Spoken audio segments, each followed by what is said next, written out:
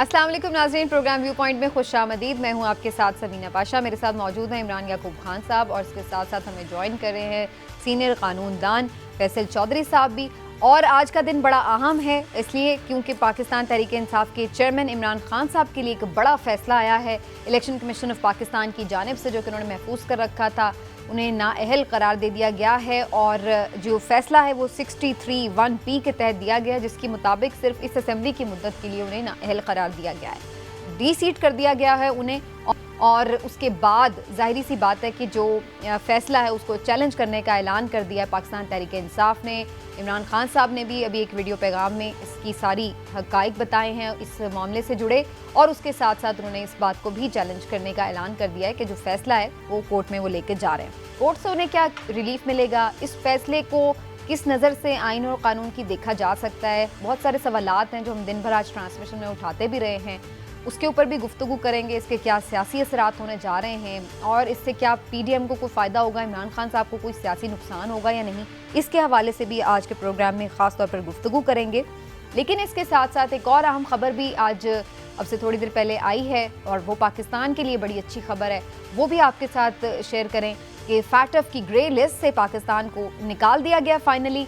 एक बड़ा अरसे से पाकिस्तान इसके ऊपर जो काम कर रहा था, बार बार डू मोर की इस पर आवाज़ आती थी, पाकिस्तान ने तमाम निकात पर अमल दरामद मुकम्मल किया और उसके बाद आज फाइनली इस बात का ऐलान कर दिया गया है कि पाकिस्तान को इस ग्रे लिस्ट से निकाल दिया गया है। इस ग्रे लिस्ट से निकलने से पाकिस्तान के ऊपर बहुत सी जो आयद मुआशी पाबंदियाँ थीं वो उठ जाएंगी, वो ख़त्म हो जाएंगी। उससे पाकिस्तान की मईशत को कितना फ़ायदा होने का इम्कान है, इसके ऊपर भी बात करना बड़ा ज़रूरी है। मैं चाहूँगी कि हम जो सियासी हलचल सारा दिन भी जारी रही उसके ऊपर तो हम बात करें, लेकिन एक अच्छी खबर जो पाकिस्तान के लिए आई है उसके क्या असरात है, थोड़ा सा इससे बात का आगाज़ करें। और ख़ास तौर पर इस पर बात करने के लिए हमें डॉक्टर खाकान नजीब साहब ने ज्वाइन किया है, माहिर मईशत हैं, इन उमूर को अच्छी तरह से देखते हैं, उनसे इसके ऊपर जो है वो राय मैं सबसे पहले लूँगी और उसके बाद फिर अपने पैनलिस्ट की तरफ जाएंगे। डॉक्टर साहब, बहुत शुक्रिया आपके वक्त का, खुशामदीद। और सबसे पहले तो सिर्फ फरमा दीजिए, बहुत देर से इस खबर का इंतज़ार था पाकिस्तानियों को, इस खुशखबरी का जो हमें आज सुनने को मिली है, तो क्या ये खुशखबरी हमें सही इसके समरात नज़र भी आएंगे? आप देखते हैं कि इससे पाकिस्तान के लिए कौन कौन से रास्ते खुल जाएंगे? बिस्मिल्लाहिर्रहमानिर्रहीम, thank you for having me. देखें, एक तो इसकी सबसे बड़ी अहमियत जो है ना वो ये है कि पाकिस्तान इकोनॉमिकली बहुत मुश्किल हालात से गुजर रहा है। ज़रूर एक पॉलिटिकल अनसर्टेनिटी है मुल्क में, पर economic uncertainty, economic difficulties, economic challenges जो हैं वो इस वक्त probably the highest that Pakistan has ever seen है। उसमें हम अगर FATF की ये कंडीशनैलिटीज पूरी करके, और ये याद रखिए हम 2018 से ग्रे लिस्ट में हैं, हमने पहले एक 27 पॉइंट का मैट्रिक्स कंप्लीट किया, फिर हमने एक 7 पॉइंट का मैट्रिक्स कंप्लीट किया, हम 2 ज्यूरिसडिक्शंस में ये करते रहे, हम एक APG, एशिया पैसिफिक ग्रुप और एक FATF, इन दोनों में ये करते रहे। So it's been a very long road to this. इसमें बहुत से लोगों ने, I mean I been on the table when we have done this, बहुत से अदारों ने, बहुत से लोगों ने इसमें एक पार्ट प्ले किया। एक फाइनेंशियल मॉनिटरिंग यूनिट चल रहा था, कोऑर्डिनेशन कमेटी चल रही थी, एक पॉलिटिकल लीडरशिप का रोल था, एक आर्मी का रोल था, उनकी कोऑर्डिनेशन, एक प्रोविंसेस की। इसका सबसे बड़ा फायदा यह है कि आपने एक सिग्नल किया है कि अगर आप कोई सही काम करना चाहें, वर्ल्ड स्टैंडर्ड पे करना चाहें, एंटी मनी लॉन्ड्रिंग लॉज बनाना चाहें, आप अगर टेरर फाइनेंसिंग को कंट्रोल करना चाहें, आप अपने बैंकिंग और फाइनेंशियल रेगुलेशंस पक्के करना चाहें, तो आप कर सकते हैं। That's a good signal to the world.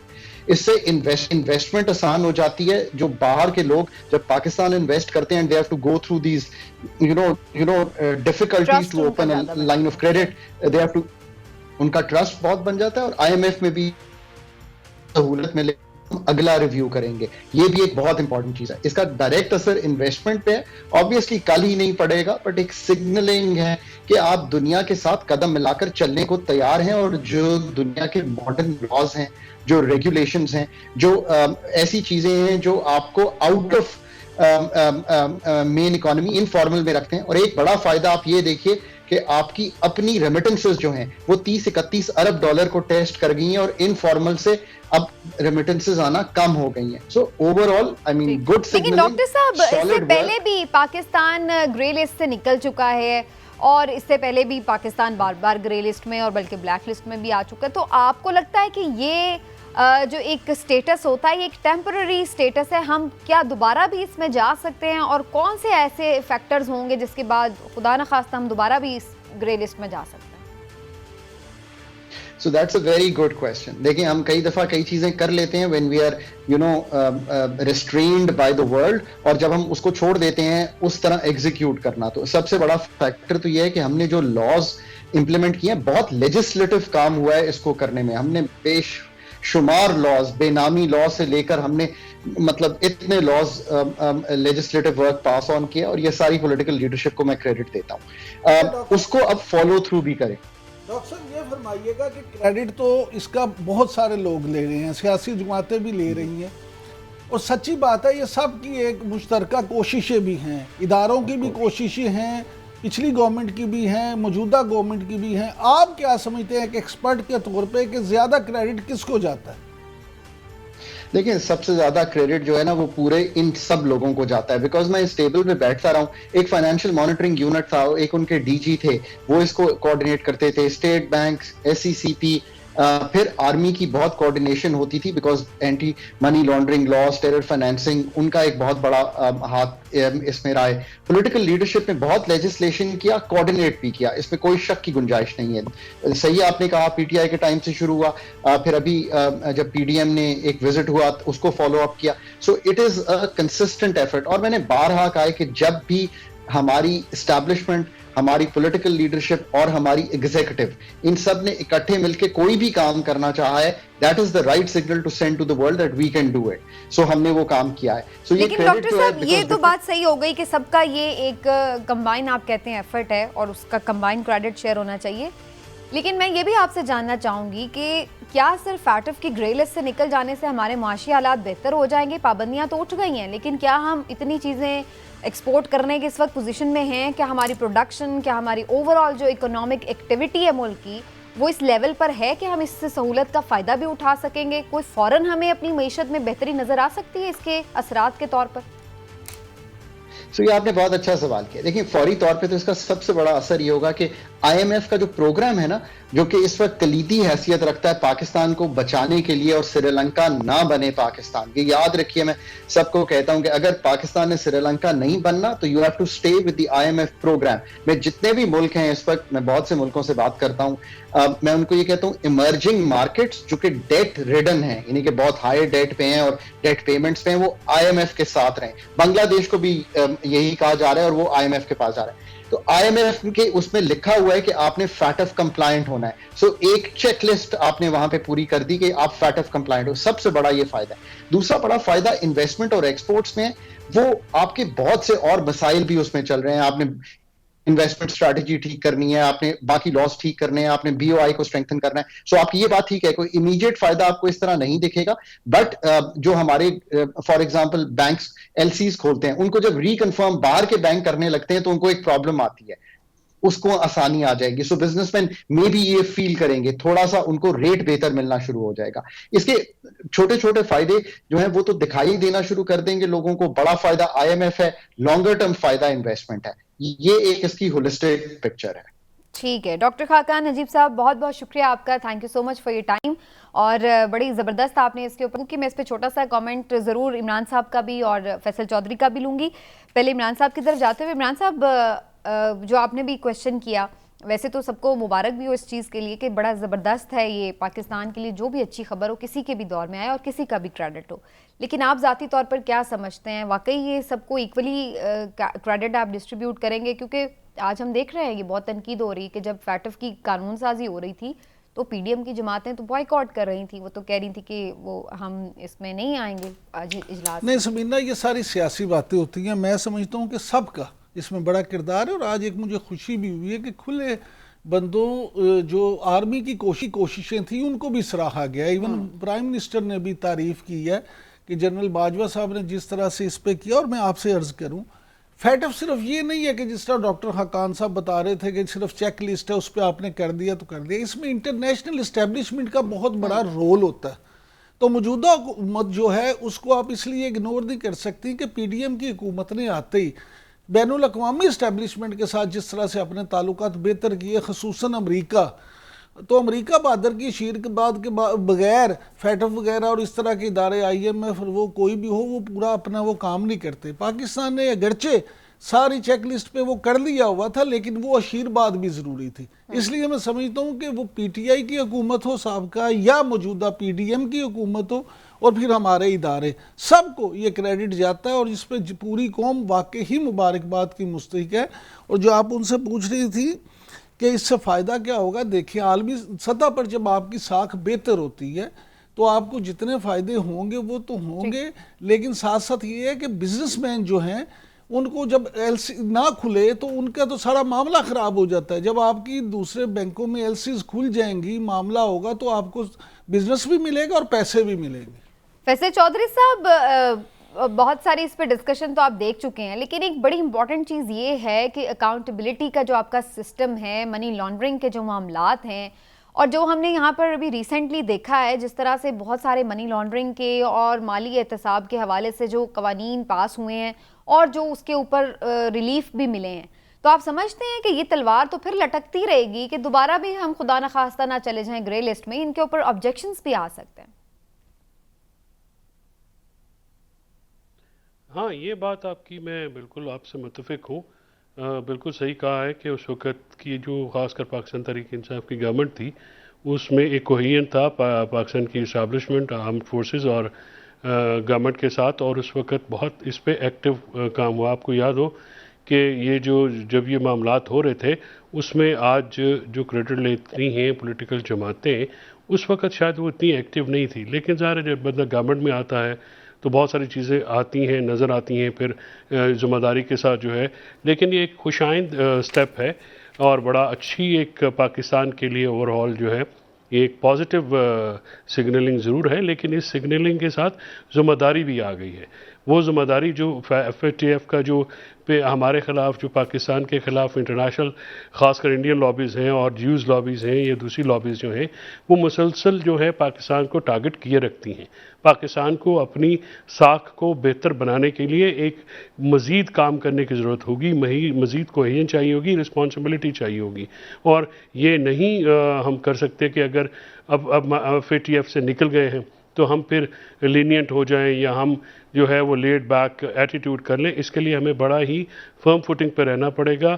Internationally दुनिया पाकिस्तान की तरफ देखेगी। पाकिस्तान अफ़गानिस्तान के बिल्कुल दहाने पे है और अफ़गानिस्तान की जो डेवलपमेंट है, मॉनिटरिंग में पाकिस्तान रहेगा उससे बिल्कुल मुतासर होता है और फिर दुनिया मुतासर होती है। ठीक है, चलिए, बहरहाल पाकिस्तान के लिए खुशाइंद खबर है और हम उम्मीद करते हैं कि अल्लाह करे पाकिस्तान के लिए मईशत के जो दरवाजे हैं मजीद इसलिए और पाकिस्तान के लिए बेहतरी हो। इसमें एक छोटा सा ब्रेक लेते हैं, ब्रेक के बाद वापस आएंगे, अपनी टॉप स्टोरी की तरफ चलेंगे। खान साहब की नाअहली तो हो गई, लेकिन अब इस फैसले का मुस्तकबिल क्या है, इसके ऊपर बात होगी ब्रेक के बाद।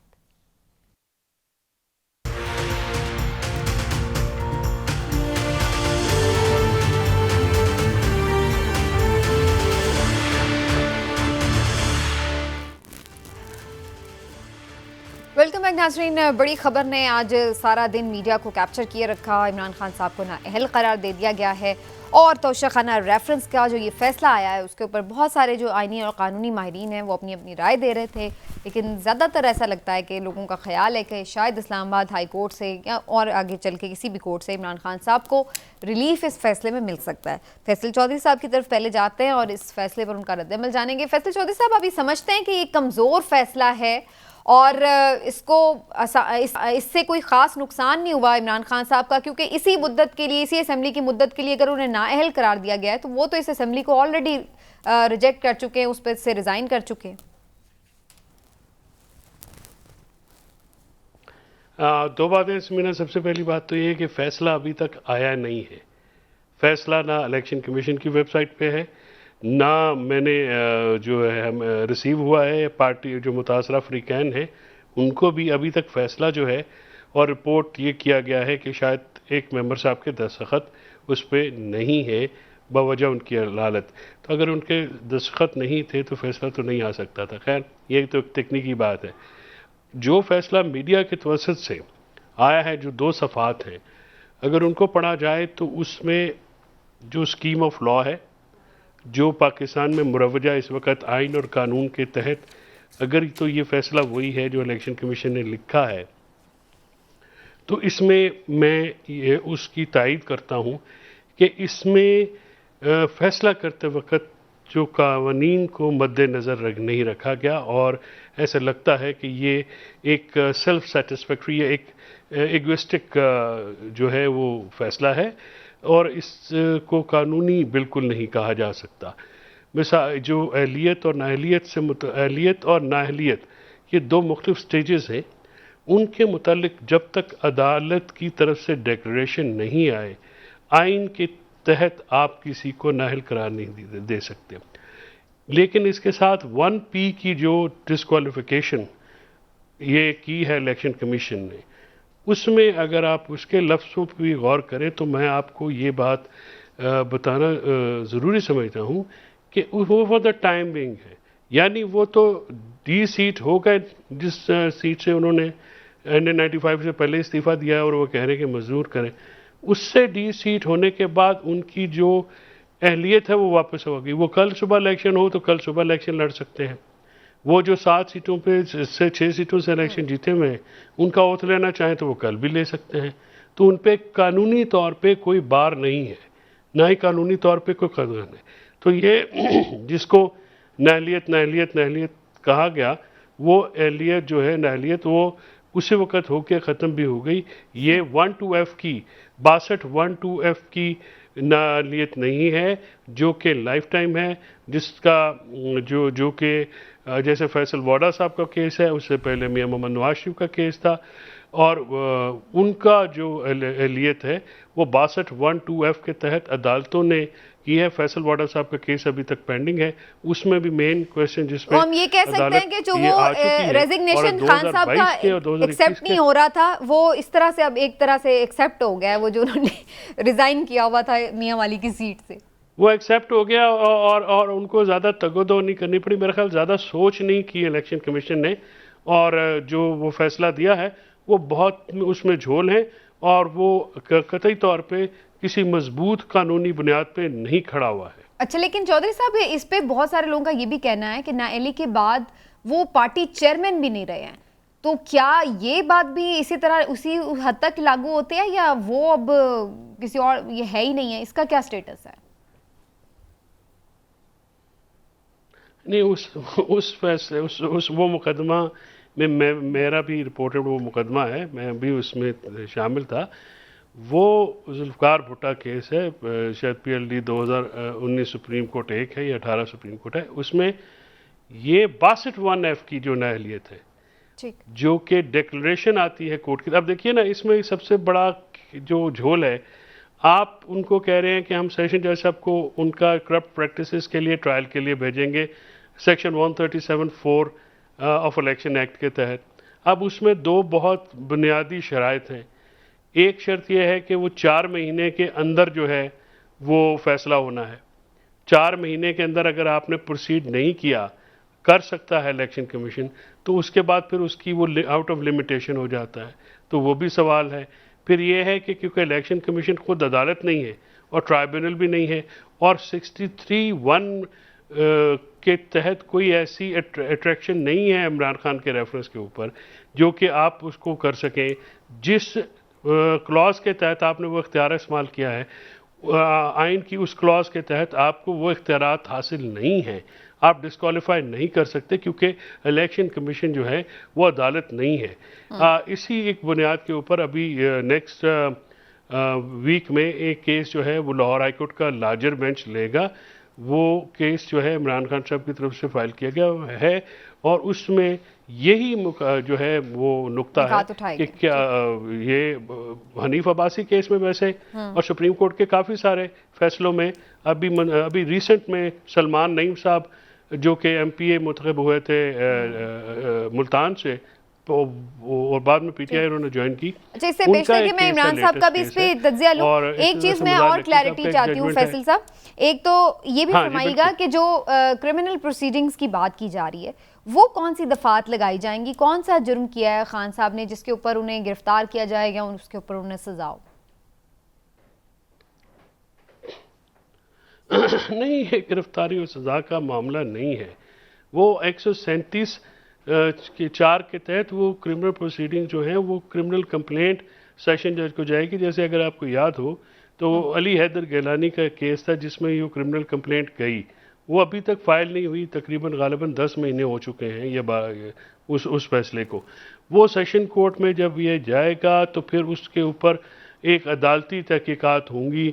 अब अगर तो उसमें एक्विट हो गए इमरान खान साहब तो वो बात अलहदा है, और उसके बीच में अगर ये हाई कोर्ट में फैसला जाता है और ये फैसला सा अपना सेट असाइड हो जाता है तो फिर इसमें जो अपना तो फिर तो ये वैसे ही मामला जो है कजिया खत्म हो जाएगा। तो लिहाजा इसमें बहुत सारे अभी ग्लिचेस हैं, बहुत सारे हिच हैं और बहुत सारे ज़्यादा स्टेजेस बाकी हैं। इसीलिए मैंने कहा कि इसमें जुरिसडिक्शन का भी मामला है, इसमें इख्तियारात का भी मामला है। ठीक है, चलिए इस पे जाहिर है कि जो एक कानूनी आपकी राय तो बड़ी ज़बरदस्त सामने आ गई, ज़रा थोड़ा पॉलिटिकल भी आपकी भी, मैं पॉलिटिकल राय भी लूँगी, लेकिन इमरान साहब की पहले। इमरान साहब, ये आपका इस फैसले के ऊपर जो रद्द-ए-अमल है वो तो हमने दिन भर देखा भी जाना भी, लेकिन जो मरीम साहिबा ने कहा, जो बिलावल ने कहा, जो बाकी जो हम देखते हैं हुकूमती जमात के मुख्तलिफ रहनुमा जो देर वो करेंगे चोर साबित हो गए, आपको लगता है वो चोर साबित हो गए, कोई चोरी साबित हो गई है? समीना देखें, दो तीन चीज़ें जो है ना बड़ी, अभी फैसल चौधरी साहब बड़ा बयान कर रहे थे कानूनी, वो माहिर कानून है, हम तो वो नहीं कर सकते जो उन्होंने किया, लेकिन बेसिक सवाल ये है कि क्या ये नाअहली आज हुई 1 मिनट के लिए हुई या 10 मिनट के लिए हुई या 24 घंटे के लिए हुई, हो गई, नंबर 1। नंबर 2, कुछ लोगों का ख्याल है, कुछ माहिर कानून हमारे साथ ट्रांसमिशन में ही आके कहते रहे कि इस मौजूदा असम्बली के लिए हुई।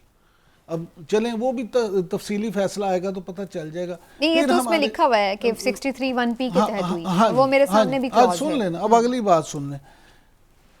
आजम नज़ीर तारड़ साहब जो वफाकी वजीर कानून भी हैं, वो फरमा रहे थे कि 5 साल के लिए हुई है। चलें, मैं कहता हूँ ये आप सबको छोड़ दें, 1 मिनट के लिए हुई, जिससे फैसल चौधरी साहब कह रहे थे कि आज ही हुई है, ख़त्म हो गई है, सुबह ख़त्म हो जाएगी, वो कल भी इलेक्शन लड़ सकते हैं। लेकिन 1 दिन के लिए भी अगर वो नाअहल हुए तो इसका मतलब ये है कि उनके खिलाफ, अगरचे आप उस फैसले से इख्तलाफ करें या इत्तफाक करें, लेकिन उनके खिलाफ फैसला तो हो गया। उनके खिलाफ जो फैसला हुआ उसके मुताबिक ये साबित हो गया कि उन्होंने जो करना चाहिए था वो नहीं किया, उन्होंने अपने गोशवारों में वो जाहिर नहीं किया, वो अपोजिशन की ज़ुबान में सादिक और अमीन रहे, और उन्होंने जो करना था उन्होंने वो बिट्रे किया, उन्होंने छुपाने की कोशिश की अपने। मामला ये, मैं कहता हूँ कि जो आप सवाल कर रही थी, बाज़ लोगों का ख्याल है कि आर्टिकल 220 के तहत मुकदमा हो सकता है, फौजदारी भी। कैसे होगा? अगर वो ये भिजवाते हैं, अदालत करती है और उसमें वो साबित भी हो जाता है, फिर उन्हें गिरफ्तार भी किया जा सकता है। और फिर उसके अलावा ये है कि वो चेयरमैनशिप से भी शायद फारिग हो जाएं। लेकिन ये वो कहते हैं ना, कौन जीता है तेरी जुल्फ के सर होने तक।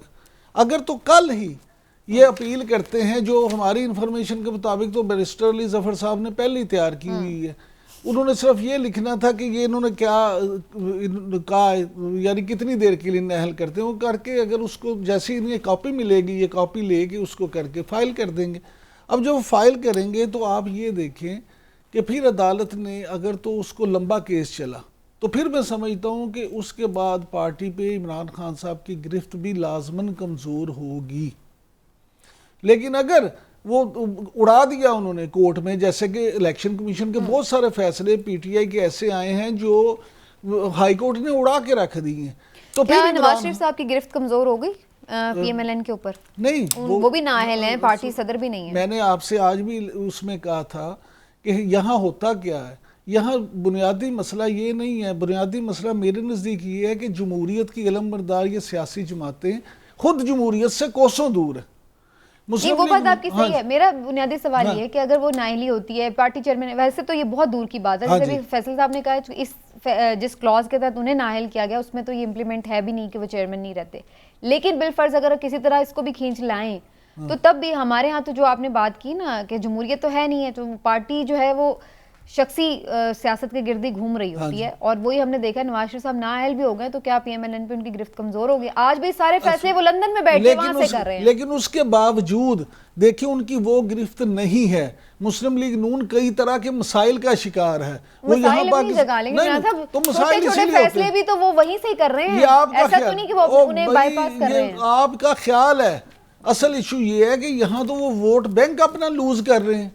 वो तो फिर उसकी वजूहात और हाँ है। जी, इस फैसले से क्या होगा, इस फैसले से जो वक्ती तौर पे सही, चाहे आज के दिन के लिए, लेकिन इमरान खान साहब के जो उनसे इख्तलाफ रखने वाले लोग हैं या उनके मुखालिफ हैं सियासी जमातें, उनको ये इमरान खान के जो मिस्टर क्लीन होने का मामला था उस पर एक कलंक आज जरूर लग गया। ठीक है, चलिए जी, लेकिन मैं इस पर फैसल चौधरी साहब की भी राय लूंगी कि क्या इस फैसले से इमरान खान साहब चोर साबित हो गए हैं या उन्होंने पैसे दे के तहाइफ खरीदे हैं, तो उससे क्या उसको हम चोरी कंसिडर करेंगे या नहीं, क्योंकि डिक्लेयर तो उन्होंने नहीं किए, जैसे कि उसके ऊपर फैसले के ऊपर तहरीर है। ये अलग बात है कि फवाद चौधरी साहब कह रहे हैं कि हर चीज़ का उन्होंने रिकॉर्ड दिया है। थोड़ी सी कॉम्प्लिकेशन इसमें है, और कुछ आगे थोड़ा सा बात को बढ़ाएंगे भी कि आगे अब ऑप्शंस क्या हैं, लॉन्ग मार्च कब होगा, असम्बलियाँ केपी की और कब डिसॉल्व होंगी, और किस तरह इदारे किधर खड़े हैं, बैकडोर मुज़ाकरात का क्या नतीजा। ब्रेक के बाद बहुत कुछ।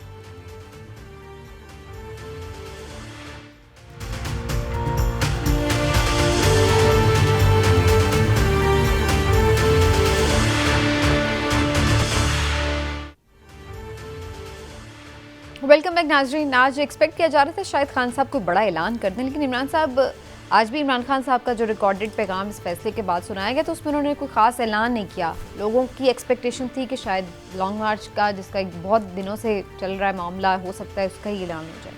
लॉन्ग मार्च का ऑप्शन किस वक्त के लिए बचा के रखा है खान साहब ने? समीना देखें, पहली बात तो ये, आप तो कह रही है ना कि कोई अहम ऐलान नहीं किया, मैं तो कह रहा हूँ उन्होंने कोई नई बात ही नहीं की। वही बातें जो पिछले कई दिनों से करते चले आ रहे हैं, आज वही सारी बातें दोहराई हैं, उसमें कोई भी नई बात नहीं थी। हत्ता कि ये भी उन्होंने कहा कि मैंने तो कल रात को ही अपने लोगों को कह दिया था कि ये मुझे नाअहल करने जा रहे हैं। मुझे तो ऐसे लगा जैसे वो कोई मरसिया पढ़ रहे हों या उस पर कर रहे हों, लेकिन बहरहाल उनकी अपनी तर्ज सियासत है। इमरान खान साहब जो है लॉन्ग मार्च वाला मामला, उसमें थोड़ी सी जो मेरी राय है वो ये है कि इमरान खान साहब शायद उस गाड़ी पे लेट हो चुके हैं। अच्छा, अगर इमरान खान साहब बैकडोर चैनल के राब्तों में ना पड़ते और उसमें पहले ऐलान कर देते तो शायद उनका वोटर सपोर्टर इसको किसी और अंदाज में लेता। अब मामला ये है कि वो इतना इन्होंने इसको लिंगर ऑन किया है कि अब तो बहुत सारे उनके अपने लोग भी कहते हैं कि इन्होंने बहुत देर कर दी है। पता नहीं क्या उनको ये यकीन दहानी कराई गई थी, या कुछ लोगों का ख्याल है कि उनका ख्याल था कि वो सिर्फ जलसे करके तो लोगों को दबाव में ले आएंगे, और फिर ख़ास तौर पे जिस तरह से ज़िमनी इलेक्शन में वो जीते, पहले पंजाब में और फिर अभी हाल ही में पूरे मुल्क में, तो वो बड़े कॉन्फिडेंट थे। इमरान खान साहब के करीबी लोगों का ख्याल है कि शायद इस कामयाबी के बाद भी अब उनकी बात मान ली जाएगी। लेकिन दूसरी तरफ भी लगता है कि बड़े मजबूत असाब वाले लोग हैं, वो इमरान के किसी भी प्रेशर में, दबाव में आने को तैयार नहीं है। लिहाजा उनका तजर्बा ज्यादा है सियासत का। हाँ जी, उनका सियासत, और वो मुख्तलिफ महफिलों में कह भी चुके हैं कि हमारा तजर्बा ज्यादा है, इनकी 22 साल की जद्दोजहद। अब मैं ये उनको डिफाइन नहीं कर रही, हाँ मैं उनके किनके कौन के जो उनको भी किनके जिसने भी कहा। लेकिन असल बात ये है कि वो वाकई ही सियासत को, रियासती अमूर को बेहतर समझते हैं। इमरान खान साहब शायद उस तरह से ना समझते हों। लेकिन वैसे आज आर्मी चीफ का तो एक ऐलान आया, इस बात से उसका ताल्लुक नहीं मैं जोड़ी, लेकिन मैं वैसे कह रही हूँ, आर्मी चीफ का भी आज स्टेटमेंट आया। वो कह रहे हैं कि मैं घर भी जाऊँगा 5 हफ्तों के बाद, वो रिटायरमेंट ले रहे हैं, कोई उसमें एक्सटेंशन वगैरह का मामला नहीं है, वो ज़ेर गौर। और साथ ही उन्होंने कहा कि अब फौज जो है वो सियासत में इदारा मुदाखलत नहीं करेगा। अच्छा, बात यह है कि आपने तो कभी भी कोई बात किसी बात से नहीं जोड़ी, खुद ही जुड़ जाए तो जुड़ जाए। तो मैं वैसे कहूँ कि ये आर्मी चीफ का जो बयान है जनरल कमर जावेद बाजवा साहब का, बड़ी अच्छी बात है, उन्होंने बड़ा अच्छा बयान दिया है। लेकिन मैं ये समझता हूँ कि ये भी इमरान खान साहब की दिली ख्वाहिश के आगे फुल स्टॉप है। क्योंकि इमरान खान साहब ये चाहते थे कि नई तैनाती जो है वो खुद करें, इसलिए उन्होंने मुख्तलिफ प्रोग्राम्स में भी कहा, वैसे भी बात की कि ऐसा भी कहा। उन्होंने कहा इमरान खान साहब के एक दफ़ा प्रोग्राम में कि नई हुकूमत के आने के बाद वो तैनाती की जाए, अभी ना हो, इनकी को तोसीह दे दी जाए, क्योंकि ये इमरान खान साहब की दिली ख्वाहिश थी कि नई तैनाती वो करें। अब अगर ये 5 हफ्ते में चले जाते हैं, वाकई रिटायर हो जाते हैं, तो फिर तो इमरान खान साहब की वो ख्वाहिश पूरी होती नजर नहीं आ रही। ठीक है, चलें।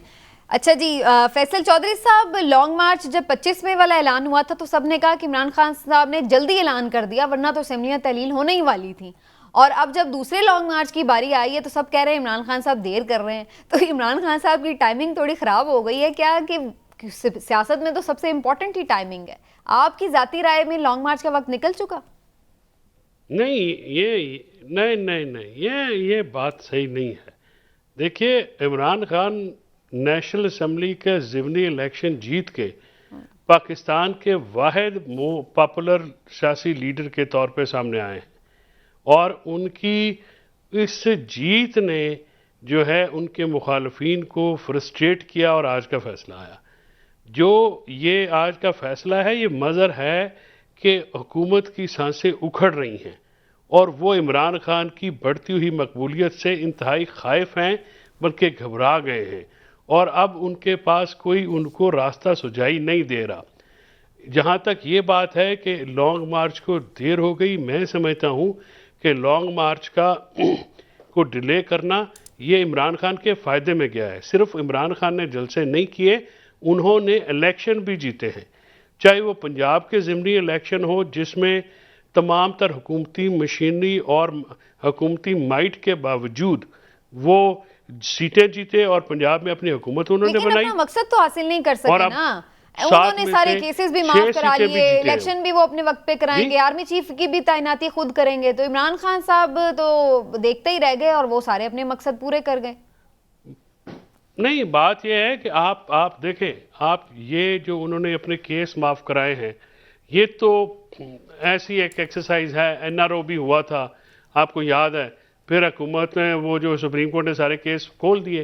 तो अगर कल इलेक्शन होते हैं और आज इलेक्शन अगर आने वाले वक्तों में भी देखें, जब इमरान खान साहब अप्रैल में गए थे उससे लेके आज तक उनकी पॉपुलैरिटी का ग्राफ ऊपर से ऊपर गया है, वो नीचे नहीं आया।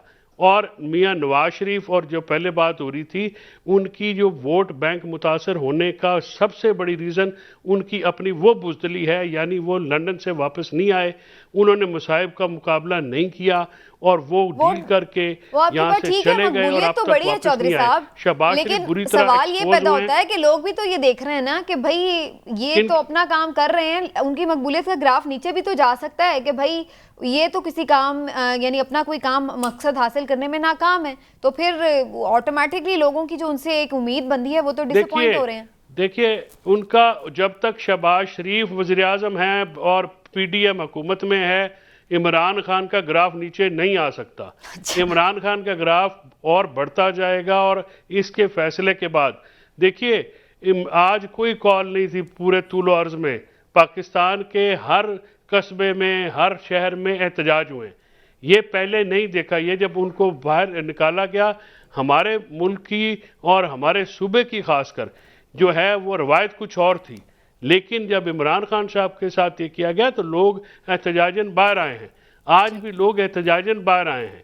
तो इमरान खान का अपने, लेकिन ये एक बड़ा सवाल है, मैं ये सवाल इमरान साहब की तरफ लेके जाती हूँ। चौधरी साहब, ये भी मैं आपको कहना चाह रहा हूँ कि नवाज शरीफ वापस भी आ जाए तो वो कुछ नहीं बिगाड़ सकते। इमरान खान इस वक्त अपनी मकबूलियत की अरूज पे है। इमरान साहब इसी बात पे खुश होते रहे कि जलसों में लोग आ रहे हैं, लोग उनके लिए बाहर निकल रहे हैं, मकबूलियत बढ़ रही है, या वो सस्टेन भी कर पाएंगे अगले साल अगर इलेक्शन होते हैं तो पाकिस्तान में तो चंद दिनों में बहुत कुछ चेंज हो जाता है। अरे इलेक्शन जीते हैं ना, ये तो गलत बात है। देखिए चौधरी साहब आपकी इस बात से इलेक्शन जीते हैं ना, जलसों में लोग नहीं आ रहे, वोटें भी पड़ रही है जी। चौधरी साहब आपकी इस बात से, लेकिन ये सवाल है ना मेरा कि अगले साल तक भी यही चलेगा क्या? चौधरी साहब की इस बात से मैं 100% मुत्तफिक हूँ कि इमरान खान साहब इस वक्त अपनी मकबूलियत के अरूज पे, इसमें कोई शक नहीं, बड़ी पीक पे। इस पे मैं भी नहीं, हाँ, मैं तो ये कह रही हूं सस्टेन करेंगे। मैं अब उसी तरफ आ रहा हूँ। अब सवाल इससे अहम ज्यादा ये है कि क्या इलेक्शन अगर अपने वक्त पे होते हैं तो एक साल तक मजीद वो इस पीक पे रह सकेंगे? तो मेरा सादा सा जवाब ये है कि नहीं। अच्छा, क्योंकि हमारी जो कौम है उसमें इतना पेशेंस नहीं है कि वो मजीद इतनी देर वो बर्दाश्त करे। ये लोगों का मोरल आहिस्ता आहिस्ता आहिस्ता डाउन हो जाता है। अभी मैं समझता हूँ कि इमरान खान साहब की ये बड़ी कामयाबी है। लेकिन इमरान साहब दूसरी जानिब इस हुकूमत की परफॉर्मेंस, माशी मसाइल जो अगले एक साल लोग इंडिकेट कर रहे हैं कि मजीद महंगाई बढ़नी है, वो तो ऑटोमेटिकली। समीना, गुजारिश मैं यही कर रहा हूँ ना कि अभी फिलहाल तो देखें, अगर तो यही हालात रहते हैं और हुकूमत अवाम को कोई रिलीफ देने में कामयाब नहीं होती, लेकिन देखें जैसे आप फैटफ की ग्रे लिस्ट से निकल आए हैं, अगर वाकई इससे कोई फ़ायदा होता है, IMF के साथ भी आपके मामला मज़ीद बेहतर हो जाते हैं और कोई इन्वेस्टमेंट्स इतनी आ जाती हैं, डॉलर मज़ीद नीचे चला जाता है, तो शायद हुकूमत इस पोजीशन में आ जाए कि आवाम को रिलीफ दे सके। जैसे इसहाक डार साहब ने ये कहा जी हम इंडिया से भी सस्ता तेल रूस से लेने लगे हैं। अगर ये इस तरह के काम कर लेते हैं तो फिर आप ये समझे कि अवाम को अगर थोड़ा सा हुकूमत ने रिलीफ दे दिया तो फिर इमरान खान साहब की ये तहरीक में फिर अवाम जो है इमरान खान साहब को भूल जाएंगे। अच्छा नहीं, इमरान खान साहब को भूलेंगे मतलब नहीं। मकबूलियत का ग्राफ उसका उनका डाउन हो सकता है। लेकिन चलिए जी, वक्त खत्म हो गया। ये ऑनगोइंग डिबेट है, इस पे मजीद भी करेंगे। नाज़रीन अपना ख्याल रखिए।